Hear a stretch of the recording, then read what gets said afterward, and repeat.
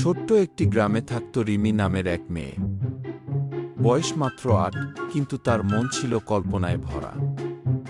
সে ছিল স্বপ্নবাজ, প্রকৃতিপ্রেমী, আর সবচেয়ে বড় কথা, পাখিপ্রেমী।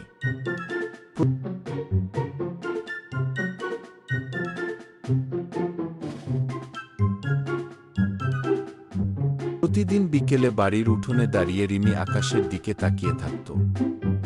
নানান রঙের পাখিরা যখন দল বেঁধে উড়ে যেত, তার মন চাইত, ইস, আমি যদি একটাকে ধরে নিজের করে রাখতে পারতাম।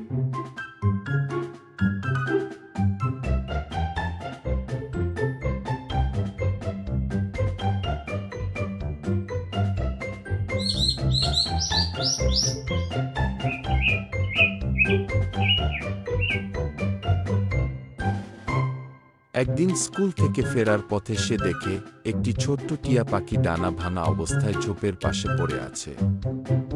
দৌড়ে গিয়ে পাখিটিকে কোলে তুলে নিয়ে এসে কাঁপতে থাকা পাখিটিকে ঘরে এনে যত্ন করে, ওষুধ লাগায়। ধীরে ধীরে পাখিটি সুস্থ হয়ে ওঠে। রিমির বাবা মা তাকে বোঝান, মা, পাখিরা স্বাধীনতায় বাঁচে।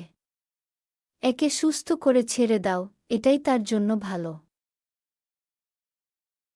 কিন্তু রিমি চোখ মেলে বলে, না মা, এই পাখিটা তো আমার। আমি ওকে খুব ভালোবাসি। আমি যদি ছেড়ে দিই, যদি সে আর ফিরে না আসে? বাবা হালকা হেসে বলেন, ভালোবাসা মানে কি ধরে রাখা, নাকি সুখ কামনা করা? কিন্তু রিমি বুঝতে চায় না। সে নতুন এক খাঁচা কিনে এনে পাখিটিকে সেখানে রেখে দেয়। প্রতিদিন খাবার দেয়, আদর করে, কথা বলে। কিন্তু কিছুদিন পর সে লক্ষ্য করে পাখিটা আর ডাকছে না, আর ঝাঁকুনি দিচ্ছে না, যেন কিছু হারিয়ে ফেলেছে।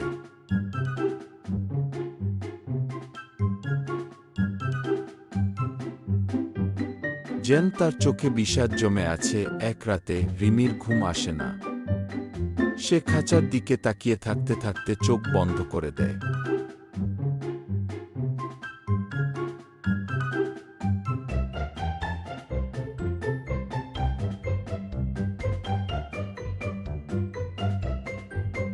তখনই সে স্বপ্নে দেখে এক রহস্যময় জগতে চলে এসেছে সে। চারদিকে রঙিন আলো, সুরের ধ্বনি, আর হাজারো পাখি উড়ছে। রিমি হতবাক।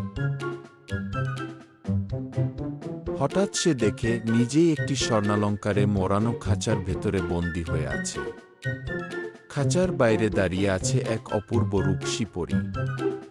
পরীর চোখে যেন অদ্ভুত এক দয়ার ছায়া। পরী বলল, রিমি, তুমি তো খুব ভালোবাসো পাখিদের, তাই না? তাই তোমাকে আজ সেই ভালোবাসার স্বাদই দিচ্ছি। এই খাঁচায় তুমি থাকবে, আমি তোমার সব প্রয়োজন মেটাবো। তুমি আমার সবচেয়ে প্রিয়। কিন্তু আমি তো বন্দি। আমি তো আকাশ দেখতে চাই, খেলতে চাই। আমি তো পাখিদের মতো উড়তে চাই। তোমার টিয়া পাখিটাও তাই চেয়েছিল রিমি। ভালোবাসা মানে কারো স্বাধীনতা কেড়ে নেওয়া নয়। ভালোবাসা মানে তাকে তার নিজের মতো করে বাঁচতে দেওয়া।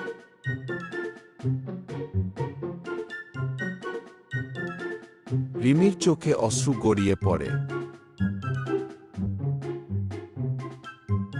সে বুঝতে পারে সে যা করেছে তা ভালোবাসার নামে অন্যায়। ঘুম ভেঙে যায় হঠাৎ।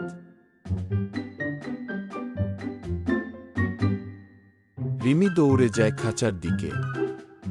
টিয়া পাখিটা তাকিয়ে আছে তার দিকে, চুপচাপ, নীরব। তার চোখে যেন ক্লান্তি, যেন কষ্ট। হঠাৎ পেছন থেকে বাবা এসে পাশে দাঁড়ান। রিমির মাথায় হাত রেখে কোমল গলায় বলেন, মা, তুমি জানো, আল্লাহ রাব্বুল আলামিন কুরআনে বলেছেন, পৃথিবীর বুকে যে কোনো প্রাণী আছে তার রিজিকের দায়িত্ব আল্লাহ নিজে নিয়েছেন।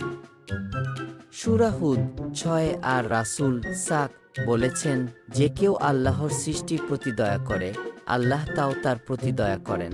তুমি যে পাখিটাকে ভালোবাসো, তাকে আটকে রাখলে সেটা কি দয়া হয় মা? ভালোবাসা কি কেবল নিজের কাছে রাখার নাম? রিমির চোখে জল এসে পড়ে। সে বাবার বুকের দিকে মাথা রেখে কেঁদে ফেলে। বাবা, আমি জানতাম না ওর এত কষ্ট হচ্ছে। আমি তো ওকে শুধু নিজের করে রাখতে চেয়েছিলাম। বাবা মৃদু হাসেন। জানো মা, প্রকৃত ভালোবাসা হলো যার ভালো তার জন্য চাইতে শেখা।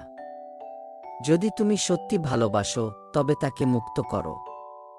আল্লাহ চাইলে সে আবার তোমার কাছে ফিরে আসবে, আর যদি না আসে, তবুও সে সুখে থাকবে। এটাই তোমার শান্তি হবে। রিমি ধীরে ধীরে খাঁচার দরজা খুলে দেয়। যাও, উড়ে যাও তোমার আকাশে। তুমি মুক্ত। আমি আর কখনো তোমার ডানা কেটে তোমাকে আমার কাছে আটকে রাখবো না। পাখিটি একবার ফিরে তাকায়, চোখে যেন শুকরিয়া, তারপর এক ঝাপটায় আকাশে মিলিয়ে যায়। রিমি জানালার পাশে দাঁড়িয়ে আকাশের দিকে তাকিয়ে গভীরভাবে নিঃশ্বাস নেয়। আজ তার মনটা হালকা, মুক্ত আর পূর্ণ।